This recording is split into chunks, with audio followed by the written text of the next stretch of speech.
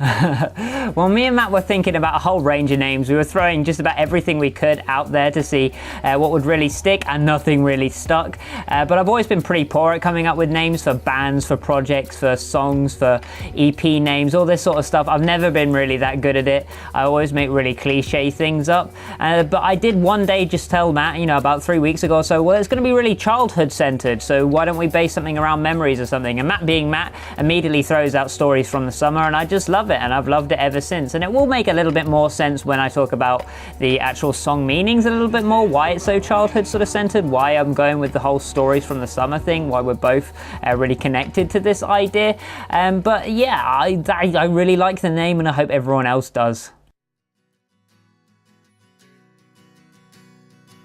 Well, funny story is that this one was actually the first one I wrote from the EP. It's the first song I actually wrote when joining this project, when deciding to start this project with Matt. And without getting all soppy and moppy about it, it's just a literal sort of way of saying thank you, a gesture to say thank you to someone very close to me in particular. Moving around a lot, struggling a lot with schoolwork and all this sort of stuff that comes along with being an adolescent can drive you crazy if you really let it. But the entire time I've had someone very close to me who's been helping me out and has had this sort of like vice grip holding me in, so I really wanted to write a song around that. I really wanted to write a song saying thank you about that, really. And unlike a lot of like romance-based tracks that seem to come out nowadays, especially in the charts and stuff, I wanted to make something that is obviously very personal to me, and that you could tell is very personal to me and personal to the subject matter as well, personal to the person.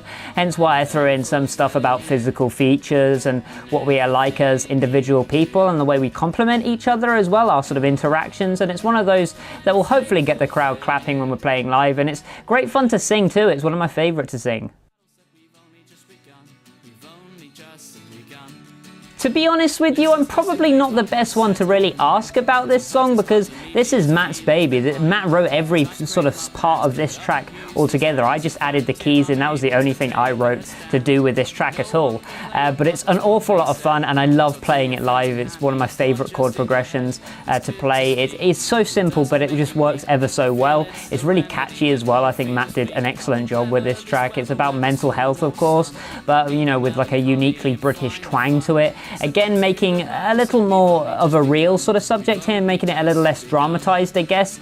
We like making sort of songs which are more reality-based, a little bit more real, a little bit more down to earth, I guess. Mental health isn't something that should really be glamorized or really be sort of bigged up or worn like a trinket or anything like that, but instead it should be something that is immensely human and immensely real. Matt put together some of my all-time favorite lyrics when it comes to this track, and I think it sort of sends this like uplifting message as well to those who might be struggling, like a sort of little auditory helping hand, I guess. And I think this song will be a lot of people's sort of stay-at-home favorites.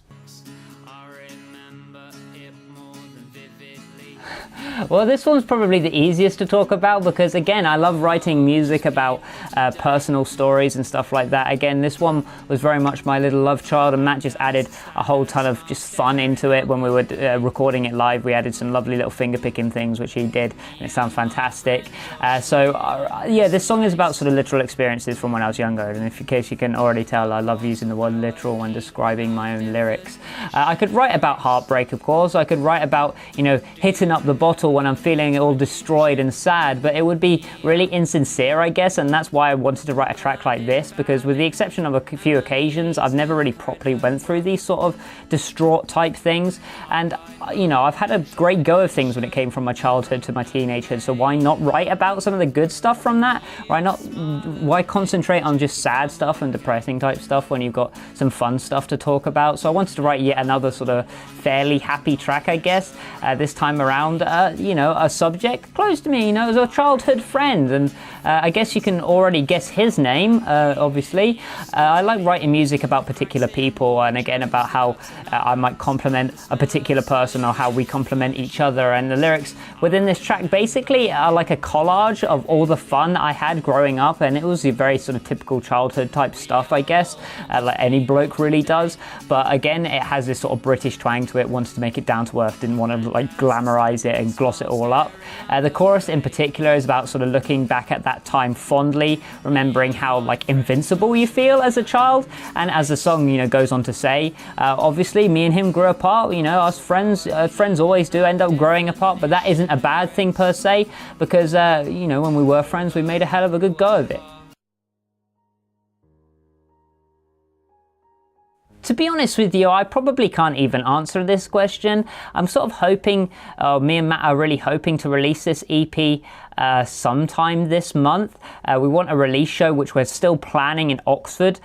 We've got a great venue lined up. Hopefully we can just get it all sorted as quickly as possible. So perhaps around the 22nd is when I'm predicting the EP will be released. But we are very busy at the moment with tons of holidays. I'm moving during this current situation and, you know, other working commitments. So if the show goes ahead, then we will have no qualms with releasing the EP that evening.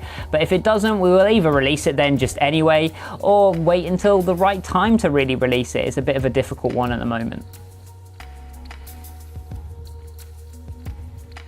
So what can you expect in the future? Well, a lot more gigs, a lot more performances in general, to be honest with you. Another EP as well. We've got like albums and albums worth of material already written, so we just want to get that down in a recording studio as well. And just a lot more like sort of engagement activities as well on our social media, I guess. We love putting up very individualized and personalized content to our social media, hence why we sort of tag everything, caption everything, make sure everything is sort of watermarked as well, in hopes of really creating a fan base that feels very individual, very special, like you're a part of something much bigger. So I guess the only real answer to this question is that there are going to be exciting things in the future, so expect that. So yeah, hashtag saving acres, I guess. We love some of that.